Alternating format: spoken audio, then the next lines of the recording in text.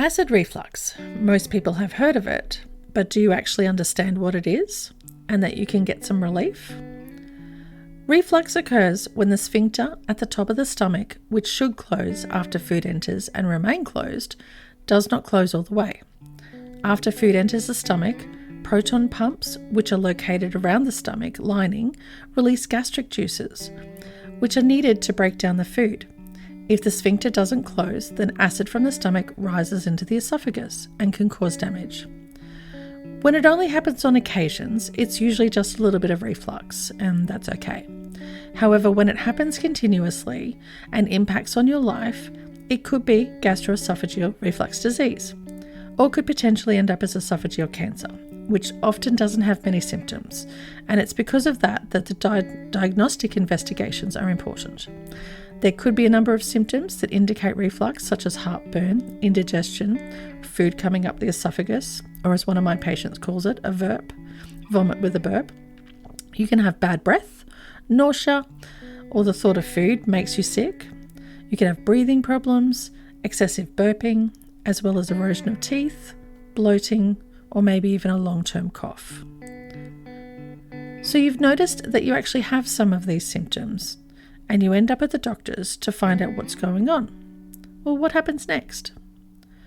For the majority of people, you are listened to and you're given a prescription for a proton pump inhibitor, and you are sent on your way. Some people get further investigations, such as an endoscopy, to see what the extent of the damage may be. Majority of the times, these come back with no findings, or maybe just a bit of inflammation. However, on some occasions, which is the reason to actually get this investigation done, it may show that there is in fact esophageal cancer present.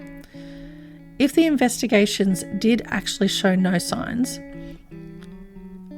then you may be told to make some lifestyle changes or go on a FODMAPs diet. And that's it. Maybe after 1 year or 10 years or 30 years with little to no relief, and you've finally had enough, you actually end up in my clinic, and I explain to you what's really going on. Contrary to popular belief and what you may be told by doctors and TV advertisements and pharmaceutical companies, the symptoms that come from acid reflux are actually not from too much acid in the stomach, but the opposite, not enough acid.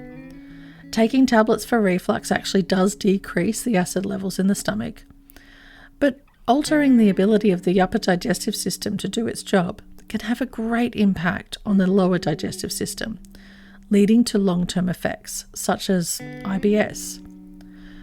Your acid levels in your stomach are your first line of defense against things like viruses, bacteria, and parasites. I mean, why do you think we use vinegar to clean around the house? Because it gets rid of bacteria and viruses. Because its pH is so close to that of stomach acid. It's important to understand that as you age and get older, the acid levels in your stomach naturally do decrease. And then when you add in proton pump inhibitors, you have little to no defense left. And in these unprecedented times, there are many investigations happening all over the world to give us the best defense against viruses. These investigations have been going on for many years in other areas as well. Warning has been issued tonight for some of the most commonly prescribed drugs in Australia, those used to treat heartburn, ulcers and reflux. An American study of 6 million people has been linked to a 25% increased risk of premature death. The drugs have been associated with everything from fractures to dementia.